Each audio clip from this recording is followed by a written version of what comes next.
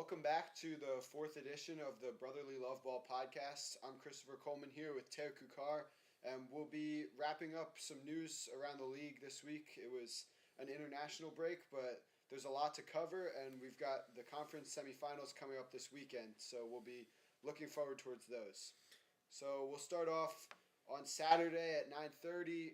Vancouver Whitecaps plays LAFC at BC Place in Vancouver. So what do you think about this game coming up? Yeah, it's going to be a huge game. You've got two teams with the big superstars, Vancouver with Thomas Muller and LAFC with Heung-min Son. I mean, we've seen it throughout the season already. The two times they already played, it's going to be an even match. Going to be really tight. I can't tell you right now who's going to come out on top, but it'll be fun to watch. I know that.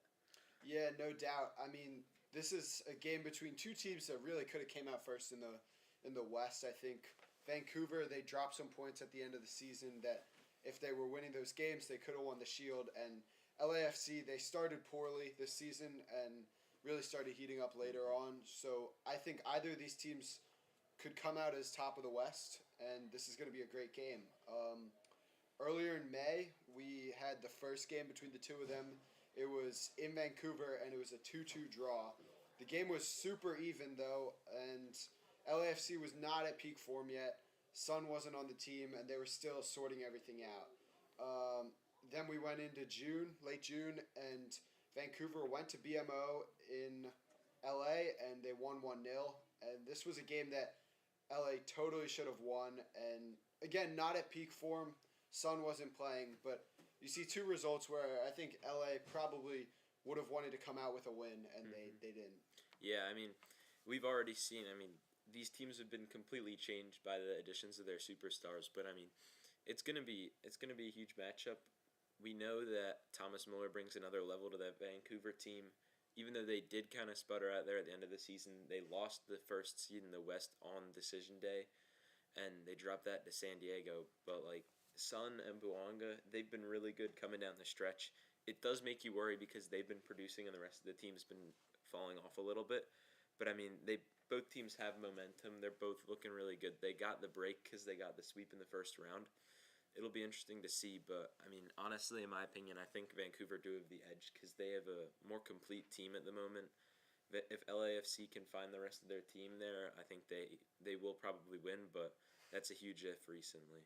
Yeah, totally. And with the game being at BC Place, you wonder how much can that home crowd affect it, the game in general. And we saw when the Union went out there, obviously more problems than just the home crowd, but that's not an easy place to play games. So that'll definitely be a good game. I think, like you said, it could go either way, but with LAFC's star power, I think if they can get the star power to work, which it's been working since Sun has came, more goals than games played, and especially the defense. I think overall these playoffs, the defense is what you're looking for.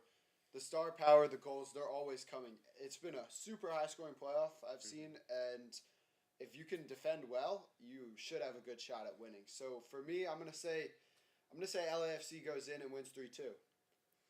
Yeah, it could go either way. LAFC, the defense, if they can hold it together in the back, they have a shot. But, it's all going to come down to whose stars perform and if the rest of the team can support that. Can we get a score prediction? I'm going to say 2-1 Vancouver. It's going to be a close one. I don't know. It could go either way. Yeah. Next, we have FC Cincinnati versus Inter Miami, and that game is at TQL in Cincinnati. It's on Sunday at 5 p.m., and this is another huge game. Cincinnati and Miami, they played 2 games this year. The first one at TQL, Cincinnati won 3-0, and it was a utter domination by FC Cincinnati. Miami and Cincinnati actually were both on little rest. I don't think Messi did Messi play in it? He did. I think he played in the 3-0 game. Yeah, so he played in it, but Cincinnati just ran away with it. And as we know, TQL, one of the hardest stadiums to play in, without a doubt. So that's going to be a really good one at TQL. And then back in late July, they played again at Chase Stadium in Miami, and it was a 0-0 draw without Messi, and it was pretty even. It could have gone either way. It was pretty uneventful. Yeah, I mean, in recent seasons too, we've seen this game can go either way. It's always got fireworks. There's always something big happening. It's gonna be a huge match to watch because they could really take either of these teams could go to the MLS Cup if they can get through, of course, either New York City or Philly on the other side. But these are two really good teams, and I mean, if Miami is at full strength, then they're going to be dangerous. But Cincy, you can always look out. They've got that huge support at home, and I mean, if everyone's firing again, if Evander can strike again, I mean, it should be cut and dry for Cincinnati, honestly. Totally. I mean, I think Cincinnati's still one of the most complete teams in the league. They've got a really strong defense. Celentano's still a really good goalkeeper. A very good offense with Evander helping create, but especially with Denke, Kamara, and Brenner up top. So they have so much variety as well. And we saw in the Miami game where they went to Nashville, they just got dominated and they couldn't really handle the away crowd and just the total not playing at home, not having 20,000 people wearing pink shirts. Yeah, it's definitely going to be a huge factor, that home crowd. But then again, like we've said in the past, Miami's team is all going to come down to their defense because they do have a pretty ragged back line after the money they've spent up front. If the defense can hold strong, then they should be able to win because the front group, they have been getting results. They always do. But, I mean, it's all going to come down to that defense because Cincinnati have a strong defense. They're going to put up a fight against that front three from Miami. So their defense is really going to be needed here. And, I mean, it's been a problem all season. I don't know if they can hold it down, but, we'll see. Totally. I mean, like you said, the defense is going to be important. And Miami, obviously, one of, if not the worst defenses in the league, going up against a very strong offense.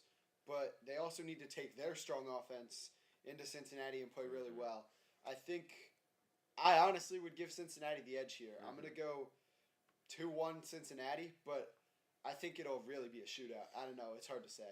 Yeah, I think I'm going to say 3-1 Cincinnati. I think they're going to get the win at home, but honestly, it could go either way. It just comes down to who's going to be more clinical in front of net because they're going to get chances, both teams are. It's just going to be dependent on who can put them away.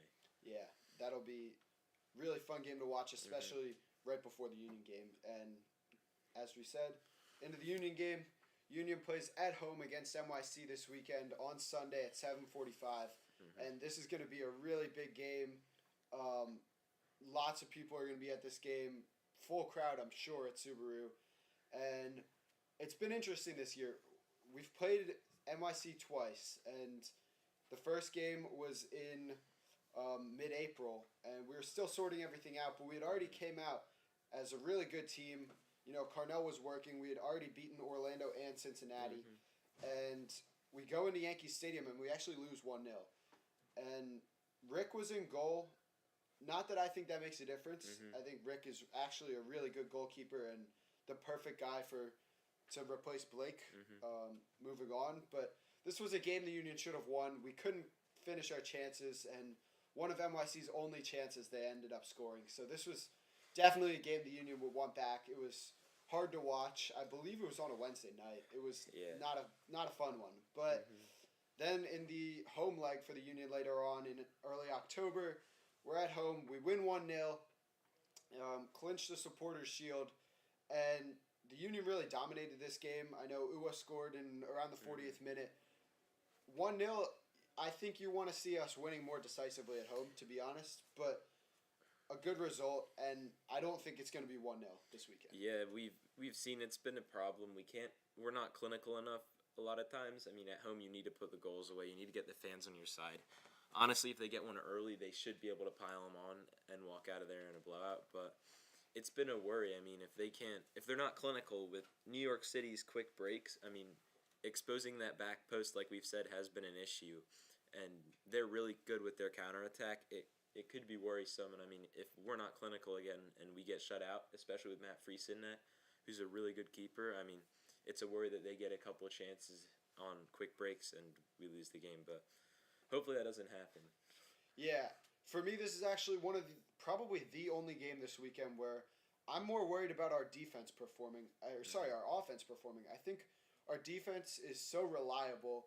You're never going to see our defense give up more than 2 goals, especially at home. It's been so good this year, and I'd be way more worried about the offense, working everything out. I would assume that we'll start with Baribo and Damiani up top with Iloski and Vasilev on the 2 outside wings. Mm-hmm. But I don't know. You have the option with Ua, and he seems to come off the bench as that super sub. Mm-hmm. But Baribo and Damiani for me haven't really worked out. But we see Damiani starting to heat it up. But overall, I think, like I said, the offense for me is what's going to be big.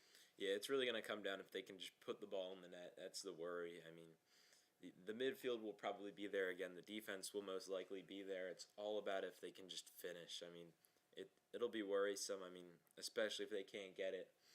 But it's all going to come down to if they get that early goal or not, and whoever gets the first one. Yeah, totally. Obviously, if they are drawn at the end of the match, they go to penalty kicks, and you don't want to go up against Matt Freese on penalty kicks, one of the best goalies. But even more, you don't want to go up against Andre Blake. Mm-hmm. So this isn't really an option for NYC to, play that compact play style where they don't let anything in and try to force it to penalty kicks, especially at Subaru Park, where I can't think of the last time we've lost on penalty kicks. In the playoffs, we had beaten Nashville, which put us into the conference finals. Mm-hmm. We've beaten Red Bull, Querétaro in Leagues Cup as well.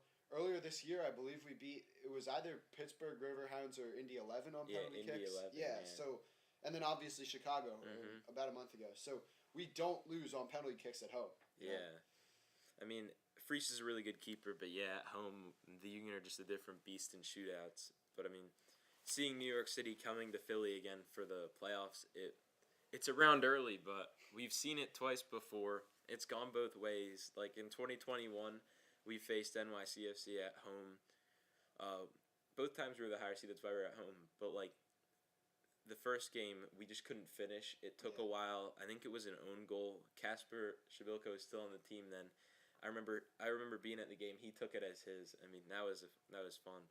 But it was really good. We were full of energy, and then just the end of the game, they fell apart, gave up 2 quick goals, and lost. I mean, then the season after that, 2022, we're at home again, New York City Conference Finals, and we went down 1-0. I mean, no one was expecting that, especially at home. We go down 1-0, and then we just needed those quick response, those quick 3 goals, and that ended it. But it all comes out with who has the energy going in late in the game. I mean, both of those in the playoffs. It's all momentum late in the game, and I think it'll come down to that again. Totally. I mean, it feels at this point like it's yearly where we play NYCFC in the playoffs. Obviously, we played them in the conference finals. What was that? 3 years ago to go to MLS Cup where we beat them. The year before, though, we had played them and lost to them, but whole squad got COVID, and you just saw guys out there. Aurelien Collin, who you would never see play in a playoff game. Freeze played, so it's a game that happens every year, I feel like, and it's going to be intense. I've got the Union coming out. I think 3-1. I think we play dominant and we just own the game. Mm-hmm. Yeah, I'd say 3-1 too, especially if we get the energy early, get an early goal. But we'll see. It all come down to who's more clinical. Yeah, totally. And that'll be a great game, but this next one might be the best game of the week. San Diego FC versus Minnesota United at Snapdragon in San Diego on Monday. This game is going to be crazy. San Diego's first home semifinal playoff game, and I think they're going to come out and just play. It's going to be a really exciting game. You've got the best keeper in the league, Dane St. Clair, going up against Pellegrino and Dreyer, one of the best duos in the league for sure. And these legs, they went both ways. So in mid-June, I think it was, San Diego won 4-2 at Allianz Field in Minnesota, and Iloski and Dreyer both had braces. But despite the 4-2 scoreline, it was a lot closer than it looked. San Diego had 2 late goals, so this game could have gone either way. And then later in the season, in mid-September, Minnesota won 3-1 at Snapdragon. And this was just the wildest performance from the Minnesota defense. You've got Dane St. Clair with 12 saves, and San Diego had 28 shots, 14 on goal, and they just dominated the entire game. Minnesota comes out of that game wondering how in the world did we pull off this win. Mm-hmm. Yeah, I mean, the two times we've seen, throughout the season, Minnesota has been a really strong defensive team. San Diego is probably the one team that can get them down into just a chaotic match. Both teams are just in a shootout, which is really strange to see. Minnesota likes to play compact, but, it's not done its justice by putting it on a Monday night. Yeah. I really wanted to see that game, but I'm not staying up till midnight on a Monday. But it's going to be a huge game. It's going to be a lot of energy. It's going to be mostly attacking play, I think. And, yeah, Dane St. Clair will probably have another career game. Yeah, you've got Dreyer and Pellegrino, obviously. San Diego, one of the best offenses in the league, going up against one of the best defenses in the league. I have San Diego coming out on top here just because I don't think Minnesota is going to have the firepower up top to pull it off. But if this game goes to penalty kicks, Minnesota is winning this game. Dane St. Clair he's just a different animal. He's so good. It's unbelievable. Yeah, I think it could go either way. If it's decided in regulation, honestly, I'm still kind of split, but I think San Diego would win, probably like 2-1. It would be close. But honestly, Minnesota could keep it close. They could pull out the win. Who knows? It would be really tight. But then if it goes to penalties, yeah, it's Minnesota's game. If you have Dane St. Clair in it, you don't need to worry about it. Yeah. Don't even need to worry about... obviously you want to convert, but yeah. He's going to save 2, and 2 out of 5, At least I bet. 2. Yeah. So I think I'll say San Diego wins 3-1 as well. But I don't know. That'll all depend on the defense. Can they get 3 past Minnesota? I don't know. I think they have a shot. Dryer's, he's something else, you know. It'll all come down to... I think the first 10 minutes you'll be able to see what type of game it is, if it's just chaotic or if it'll really go to penalties. It'll be easier to see in action. Yeah, totally. That's all for the predictions and the game slate this weekend. So, any thoughts overall about the season? More thoughts since last week, you know? Yeah, no.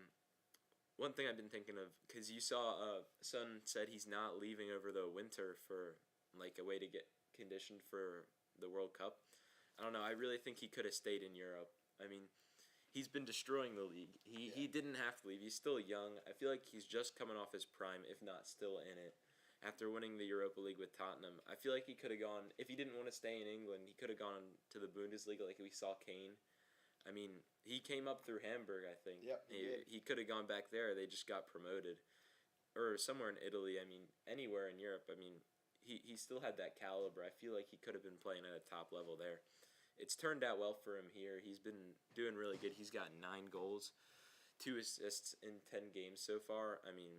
You can't argue with those stats. He is still playing at a really high level. Yeah, totally. He's still at his top level, and he's still one of, if not the best wingers in the world. You come to America, it's a better quality of life for sure. He's living a nice life in LA on the beaches, but he totally could have stayed. Like you said, I don't think a Premier League option was ever going to come back because I don't think he would have gone anywhere besides Spurs. But he totally had the option. Germany clubs would have been knocking at the door. France, he could have played in Spain, Italy. There were so many options. I'm obviously happy he didn't go to Saudi for sure, coming to MLS. But I don't know if it came down to the money, really. I think it came down to who wanted him, and there actually wasn't enough interest, which is crazy because he comes here and you look, he's still at that top level. But like you said, preparation for World Cup 26, I don't think he'll, be at that top level playing against some of these guys. Yeah, I don't think it's going to have him as ready as if he had stayed in Europe. Honestly, the Bundesliga, he could have knocked him around there. If he went to somewhere like Bayern, Leverkusen, or did that return to Hamburg, that would have been good to see because I really like seeing Hamburg still fight around up there. But, it's better than going to the Saudi League, I think. It's better than, going somewhere like South Korea. I feel like he came over here, Like one thing I thought of, maybe he came over here if he wanted to see if he really wanted to call it a day yet, or maybe come to the MLS and see if he wanted to go back and play in like South Korea, or if he wanted to come here and then play in the World Cup, or maybe see if he could go back to Europe. I don't really know for sure what's making him come to the MLS, but I mean it's turned out well for him. But we'll see how far it takes him in the playoffs, because I mean he's been a game changer for this LAFC squad. Totally. I mean, he has so much. I think the U.S. market as well is very big, and it helps him out a lot. You know, his jersey was actually the top-selling jersey after being released ahead of everyone, like ever, including Messi at Miami. Yeah. And he's closer to South Korea. It's a much closer flight. And I think eventually he will make that move back to Korea, but I don't really see a move back to Europe in his future. I think 4 more years in the MLS and then back to Korea, just enjoy life. You know, he's achieved everything. I don't think he wants much more at this point, but he's without a doubt, like we said, still a really great player. And, you know, maybe he came across too early, but he's been really good. So much fun to watch. Can't wait to see. Hopefully LA gets a away game in Philadelphia or New York where I can go see him play. Yeah. I mean, he is a really good player, but I mean, after that, I mean, just thinking about him, and then of course the other groups in the league, him and Buanga. What would you think is the best duo in the league? Because I mean, there's been a lot of talk about Son and Buanga. There's Messi and Suarez, Serge and McHugh in Nashville. I mean, we've got Evander and Denke, and Zinkernagel, of course. He can pair with anyone in Chicago, really. Totally. For me, I think I don't know, it's tough. I don't think Denke has done enough this season to prove why he and Evander are the best duo. I think Evander with any star striker is the best duo in the league. I don't think it's Messi and Suarez, to be completely honest. Even though Messi, 55% of Miami goals come through him, about 25% come through Suarez. Serge and McHugh are an interesting one because, you know, McHugh, he kind of went on the down low this year. You didn't really notice him as much, but he still had a crazy year with 46% of goals coming from him. Like I said, Evander and Denke, there's something else, but Denke, he didn't do enough this year. Evander, 60% of Cincinnati goals. I mean, he's something else. He's not human. But I will say that next year, Son and Buanga will be the best duo in the MLS, and I think it's going to be like that for a while. Yeah, I mean, they've been really good. I mean, going back, if you want to go with high star power, I mean, him and, like, Son and Buanga and then Messi and Suarez. Messi and Suarez, I mean, whenever they're out there, they get results, but, I mean, they don't work off of each other. I mean, they're on their own up there. Just, like, kind of like two sole strikers. Yeah. Son and Buanga, on the other hand, they're working together. You see them combining throughout the field. I think that really sets them apart. Between the two of them, it's definitely Son and Buanga right now. They're going to be a scary duo throughout the playoffs and next year. And then Evander and Denke. Denke, he's not at that caliber yet. I mean, he just came over this year, so maybe he just needs to get a little more acclimated to the team. But Evander, yeah, if you put him with anyone on that team, anyone else in the league, really, he could really tear it apart. Because, I mean, he's been getting results, and he just combines well with any team he's on. Yeah, totally. I mean, it's weird that Denke hasn't worked out totally. I mean, I'm not saying he's a bust yet. It's been one season. He came across for $16 million, a lot of money. One to look out for, I think, is next year Lozano and Dreyer. Yeah. Because I think Dreyer didn't have someone to pair well with him for the stats. I think a lot of guys got goals just since he had so many assists, but he's definitely one to look out for. And then obviously Zinkernagel and Kuipers. Kuipers doesn't get the assists, but he gets the goals. And Zinkernagel, I mean, he had 15 goals, 15 assists in MLS play. He's a real creator. He should be up in that discussion for one of the best players. I think when you pair one playmaker with a target man up top, that's where you'll find your best duo. So, you know, like I said, Evander needs someone to score more goals. I think Brenner actually has an opportunity to be that man for Cincinnati, but I don't think a team with two strikers, you can call them the best duo. It's just hard for both to show really high offensive output. So when you've got, you know, even Son and Buanga, two wingers, they can work in together well, and with a striker, you could call it a best trio. like I said, though, for me, it's probably going to be Son and Bouanga moving on. But like I said as well, Lozano and Dreyer, they'll be an interesting one to watch. Yeah, between Dreyer and Lozano, I mean, it really hurt them this year when they were coming into the league because Lozano did go out with that injury in just the first game.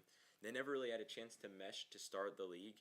I mean, when they start next year, like if they're both still at the team, they're going to be dangerous because they'll be able to work off each other from the start of the season, and it'll be a good basis to build on.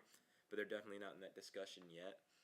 But just out of the other three from that, with Nashville, Cincinnati, and Chicago, they don't get their results. I mean, Kuipers, I mean, when he came over, everyone thought he was going to be a huge star player.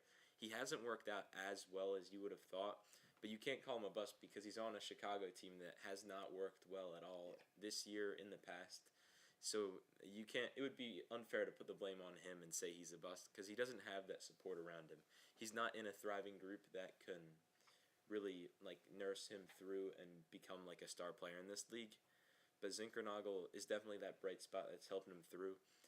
I feel like if they just find one guy that does click with their team, it'll be completely different. But for now, I think Kuipers is just gonna fall out of that conversation a little bit. Yeah, and I mean Chicago's still at a top 3 offense in goal production. So your problem is really what's going on with the defense. If you pair that team with a good defense, they should be a contender. They should not be a 9th place, 8th place team. So, like you said, they're definitely. I mean, the production is coming out of him as well as Zinkernagel and the entire offense as a whole. But it's just like you said as well, not getting the results. So that's definitely a big problem. One guy I think it'll be interesting to look at is Prince Owusu on Montreal. I believe he's a free agent going into this year, and he's a really good player, just being held back by Montreal. We watched him play against us at home. I think it was in Philly where he scored a goal, and he's just such a problem for defenders. He's a big guy. He's hard to defend, but he can finish. I think he had 13 goals this year. So he's definitely a guy I'd watch out for, especially in the offseason, seeing where he might go and what happens with him. Montreal's got a lot of options still as well, though, because they have one or no DPs, I'm pretty sure. And I saw today, Vrioni is not getting signed back. So they have so many options to make moves, but they basically have no core. I mean, I can't think of a guy you would even start out of that team and you want to keep. I saw they signed back Brandon Craig, but he's kind of a long shot. He's a good center back, but I don't know if he's MLS caliber. No, I mean, Montreal, it's a sinking ship, honestly, for Owusu there. Maybe he goes to Chicago. Maybe they find a star out of him, but he's been really good in that sinking ship that is Montreal. I mean, coming in, I think he came in I think he was there last year too. Yeah. He started to look good, and I mean, I honestly thought that Montreal team was going to be a little better this year, but they were not there this year. I mean, if he jumps ship, he could go to Nashville, maybe support that Surge and Mukhtar group up. I mean, that would be dangerous, especially in Chicago if Kuipers starts firing and they get the rest of that team going. But, I mean, if he goes there, he's also competing probably with Brian Gutierrez, who is a good young talent that you could pair with Zinkernagel, but the two of them, him and Kuipers are not consistent enough. I mean, Cincinnati, they've already got too many options. I mean, they're already firing. Why would they go out and buy him? Nashville, though, I think coming down to that duo that could become a trio, I mean, Serge and Mukhtar and Zinkernagel and Kuipers, they could both benefit from that. If you're Chicago, you could go out there and try to save your next season, get him into the playoffs a little higher up. But honestly, he could go anywhere, and he would be a dangerous player. Yeah, and even Europe's obviously an option for him. Probably not top English league, maybe championship or lower Bundesliga club. So he has a lot of options there. And then as well today, Nashville's roster decisions came out, and Walker Zimmerman is not getting signed back, which is pretty crazy to me. Still one of the best defenders in the league. He won MLS Defender of the Year 2, 3, 4 years ago, very recently. So it'll be interesting to see where he goes. And it kind of seems like Nashville's looking to blow up the entire operation, which is weird because they've still got Surridge and Mukhtar, two of the best creators. Maybe they're looking to go different with the defense and figure out how to work it all out, but it was just an interesting move. I thought, Zimmerman, he really embodied that Nashville team. He was kind of he held down the defense. I think he was the captain, He's just a really good player who was so reliable week in, week out. Yeah, he's been a huge part of that team. And he came in, I think, when they first came into the league. I think he's been there. He's been a huge part of that team. I honestly don't know why they would release him unless they're looking to make a big move, which would be scary. I mean, they've been a great team this year. I don't know what they need to add, but losing Zimmerman, I mean, well, getting rid of him at least. I mean, that's huge because it does worry you to make you think that they could be going out to buy someone big. Yeah, totally. And they also didn't sign back Joe Willis, so that leaves an open spot at goalkeeper. So it'll definitely be an interesting offseason for Nashville, and lots of questions just around the league. You know, you have Atlanta, who spent so much money this offseason, didn't even make the playoffs. You've got Orlando, who went out early. There's so many teams where they probably look to do better this offseason, during the season, and it'll lead into a big offseason. And we saw even the Union already going in with Ezekiel Aladu, the transfer for him. So it's going to be a really exciting offseason. But before all that, we need to see what happens in the end of the playoffs. So we'll wrap it up here. It's going to be an exciting weekend. We'll be back next week on Monday or Tuesday. I'm Christopher Colman. This is Theo Kuchar. Thank you for listening to the 4th edition of